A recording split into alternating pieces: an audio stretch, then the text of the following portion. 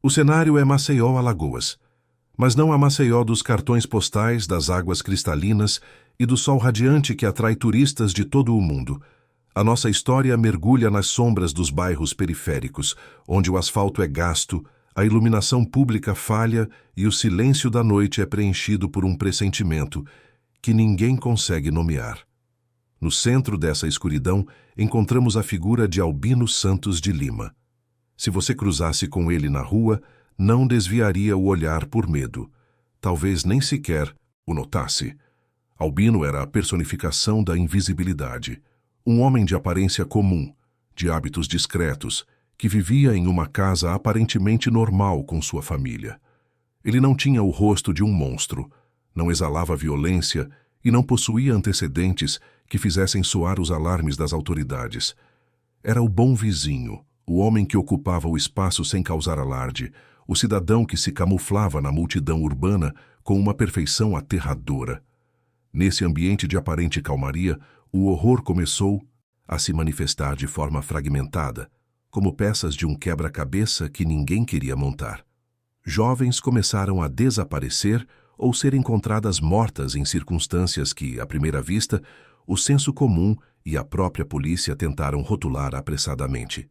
Briga de facções, diziam uns. Acerto de contas do tráfico, presumiam outros. O preconceito geográfico e social serviu como a primeira e mais eficiente cortina de fumaça para o assassino. Como as vítimas eram, em sua maioria, jovens de periferia, a sociedade e o Estado trataram as primeiras mortes com uma indiferença burocrática. Havia uma sensação de normalidade anestesiada.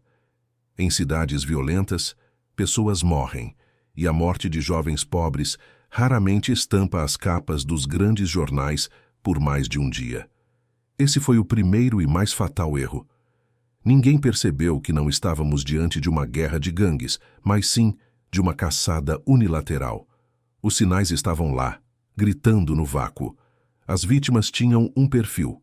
Eram jovens, muitas vezes adolescentes, com um futuro inteiro pela frente e, em comum, uma presença ativa nas redes sociais. Enquanto a cidade dormia, Albino não estava apenas descansando. Ele estava em vigília. Ele operava em uma frequência de obsessão que beirava o ritualístico. Ele não escolhia suas vítimas ao acaso em uma esquina escura. Ele as estudava. Ele as perseguia digitalmente, mapeando suas rotinas, seus gostos, seus sorrisos capturados em selfies e os lugares que frequentavam. O predador estava à espreita, mas o mundo ao redor continuava girando, ignorando o fato de que um número crescente de covas estava sendo aberto para receber corpos que tinham o mesmo padrão de execução. A normalidade era a arma mais letal de Albino.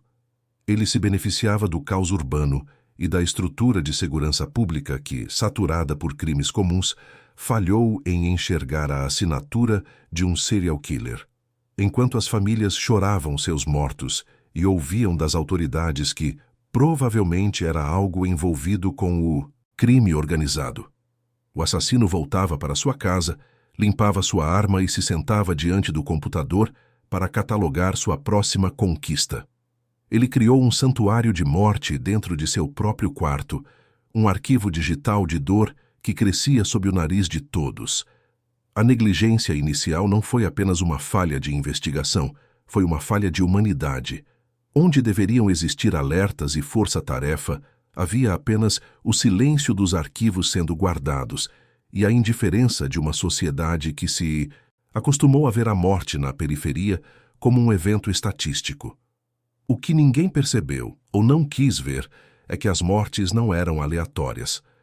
Havia uma precisão cirúrgica e uma frieza que não combinavam com o frenesi das execuções de tráfico. Era algo limpo, rápido e coreografado. O monstro estava se alimentando da nossa incapacidade de acreditar que, em pleno 2024, um homem poderia caminhar livremente, matando por prazer, enquanto a cidade buscava culpados em lugares comuns. A tragédia já estava em curso e o sangue de 10 pessoas já manchava o solo de Alagoas antes que o primeiro sussurro sobre um assassino em série fosse sequer considerado.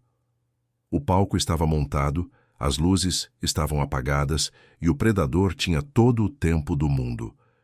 Porque naquele momento, Albino Santos de Lima era apenas mais um rosto na multidão, e ninguém suspeitava que aquele rosto seria a última coisa que 10 seres humanos veriam antes da escuridão eterna.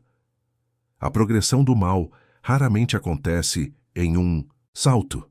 Ela se constrói no vácuo deixado pela negligência, pela burocracia e pelo preconceito enraizado nas instituições. No caso de Albino Santos de Lima, o monstro não precisou de esconderijos sofisticados. Ele utilizou as falhas gritantes do sistema de segurança pública de Alagoas como seu escudo invisível.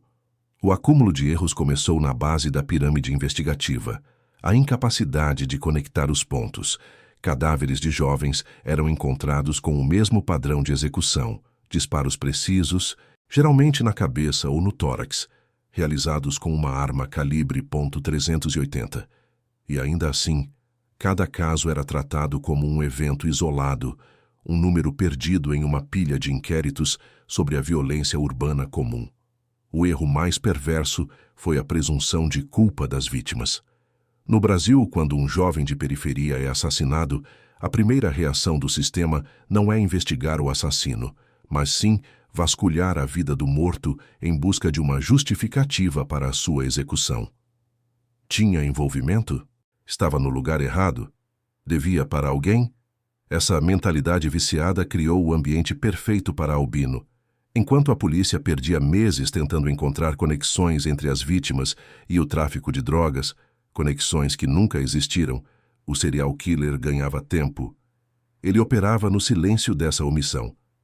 Cada vez que uma investigação era arquivada por falta de pistas ou rotulada como conflito entre gangues, Albino recebia um sinal verde invisível para continuar.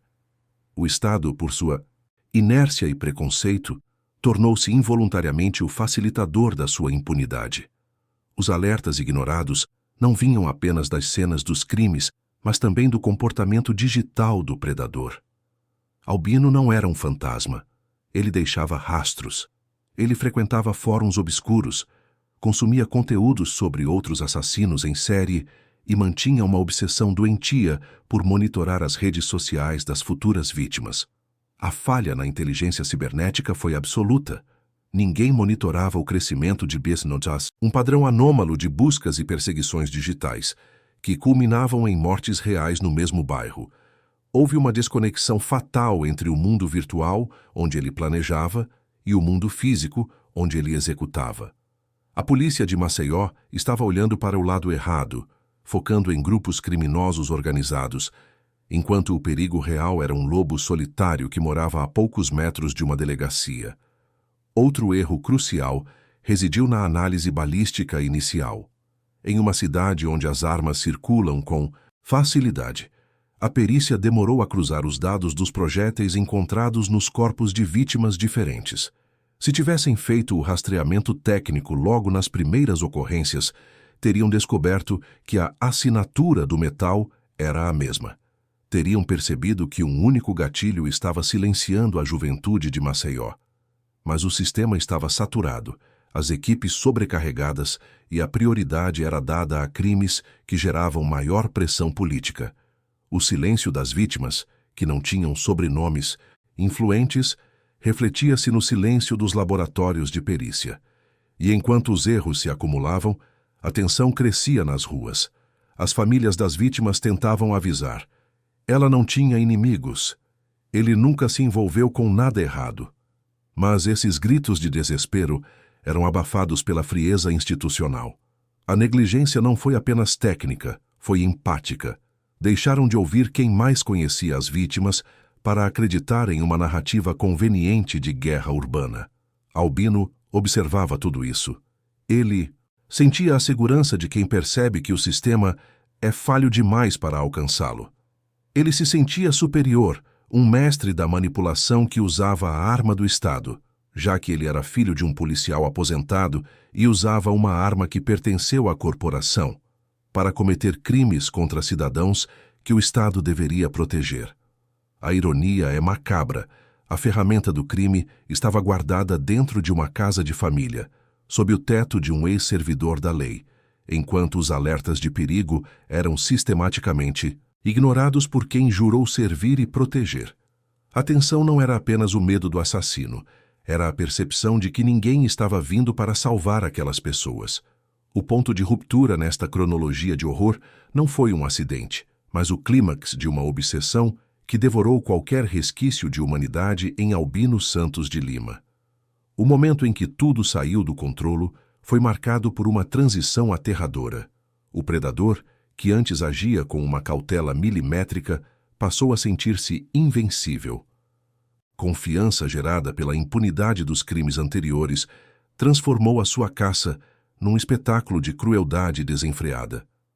O caos não estava apenas nas ruas de Maceió, mas na mente de um homem que decidiu que o mundo era o seu tabuleiro pessoal de morte.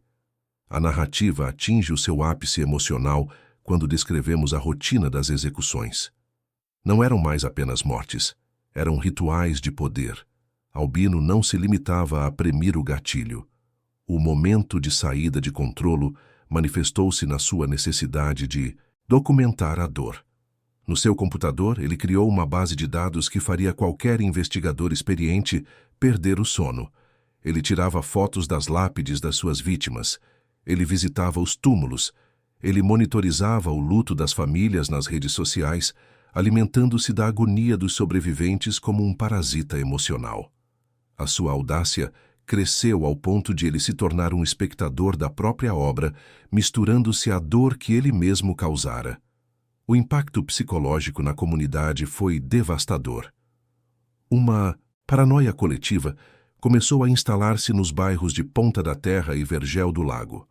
Jovens que antes ocupavam as calçadas para conversar passaram a recolher-se antes do pôr do sol. O riso foi substituído pelo olhar por cima do ombro. O caos imediato não era barulhento. Era um silêncio opressor, um medo líquido que escorria pelas ruas. Ninguém sabia quem era o alvo, porque as vítimas, na cabeça distorcida de Albino, eram escolhidas por critérios que só ele compreendia, muitas vezes apenas por serem bonitas demais ou por terem uma luz que ele, na sua mediocridade sombria, desejava apagar. A ruptura definitiva aconteceu quando a frequência dos ataques aumentou. 10 vidas foram ceifadas numa sucessão que a lógica policial já não conseguia mais ignorar ou atribuir ao tráfico. O sangue derramado já não podia ser escondido sob o tapete da negligência. A cidade percebeu que havia um fantasma a caminhar entre eles. As consequências imediatas foram uma crise de confiança absoluta nas instituições. Se a polícia dizia que era tráfico, mas as famílias sabiam que as vítimas eram inocentes, quem estava a mentir? O sistema estava a colapsar sob o peso de 10 cadáveres que exigiam justiça. Descrever o impacto desse momento exige olhar para a frieza de Albino. Enquanto a cidade entrava em pânico, ele mantinha uma rotina burocrática de morte. Ele selecionava a foto da vítima no telemóvel, editava-a com uma marca de alvo e, após a execução, guardava o troféu digital. O controlo que ele exercia sobre a vida alheia era a sua droga. Mas, como todo o viciado em poder, ele começou a cometer deslizes. A sua sede de reconhecimento, ainda que secreta, fê-lo deixar rastros que o olho humano ignorara, mas que a tecnologia começaria a captar. O caos saiu de dentro dele e manchou a realidade de tal forma que o véu da invisibilidade começou a rasgar-se. A tragédia já não era uma possibilidade, era uma epidemia de morte que ninguém sabia como travar. E cada disparo na noite era o som de uma sociedade a falhar miseravelmente em proteger os seus filhos.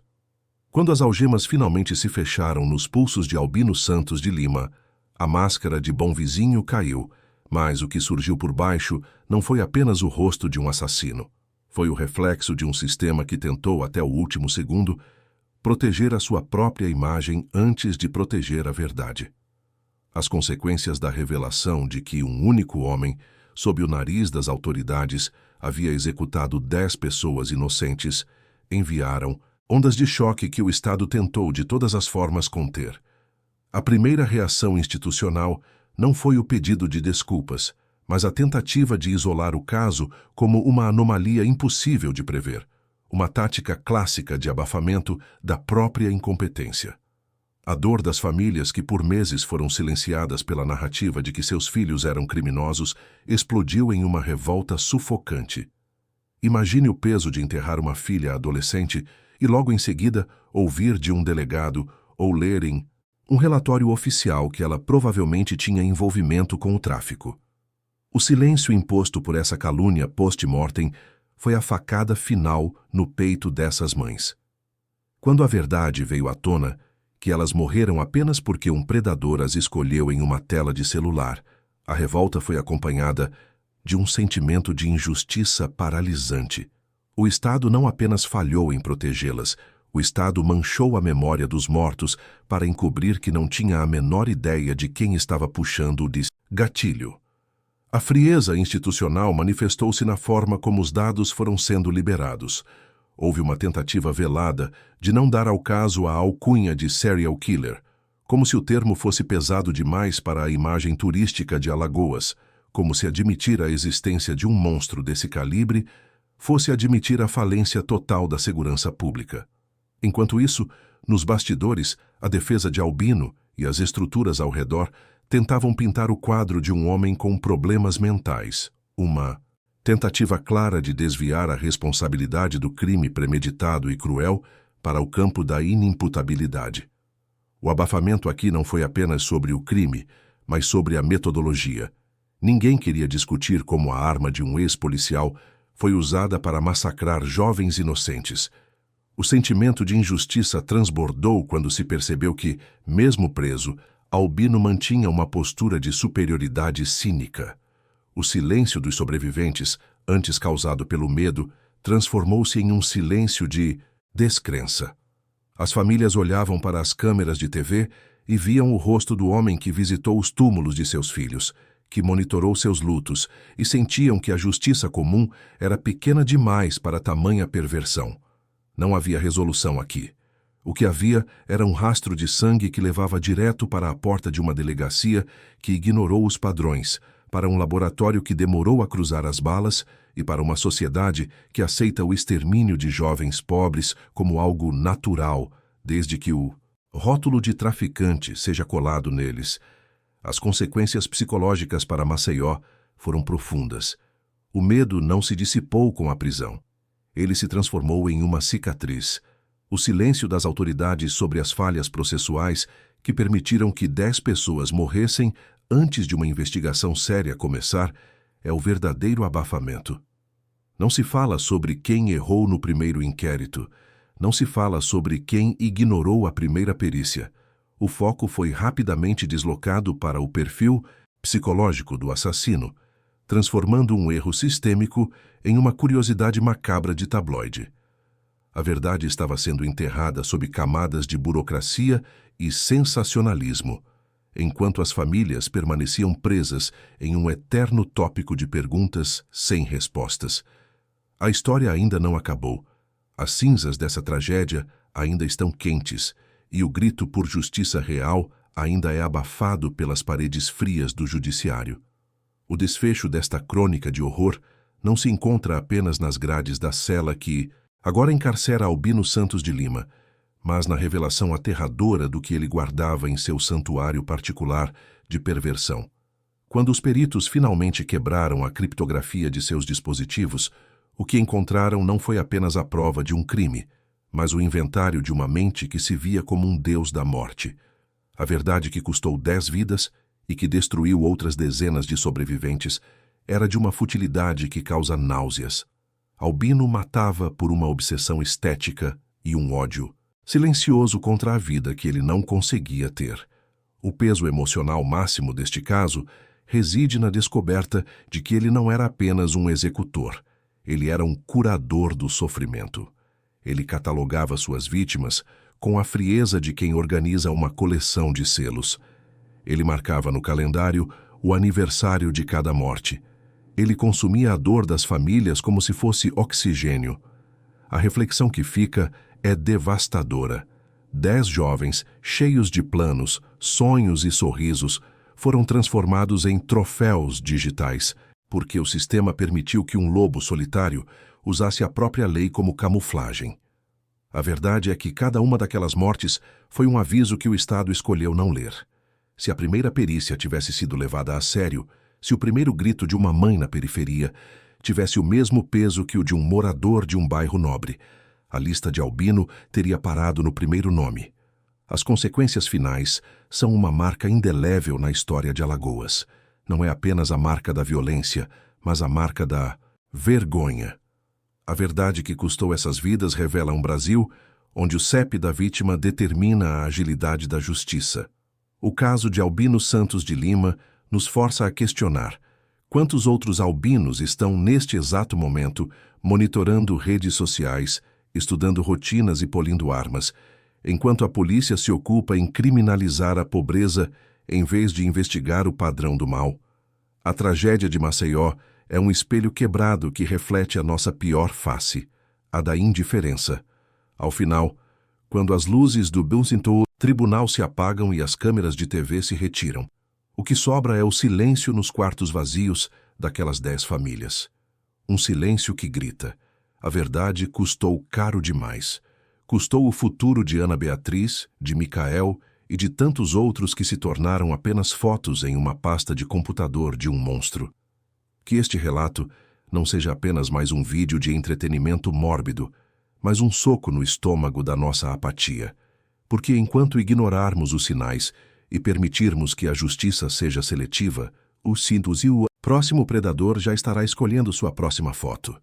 E a pergunta que não quer calar, a pergunta que deve ecoar na sua mente até o final dos créditos é: quem será o próximo a pagar com a vida por um erro que todos nós, como sociedade, decidimos não enxergar?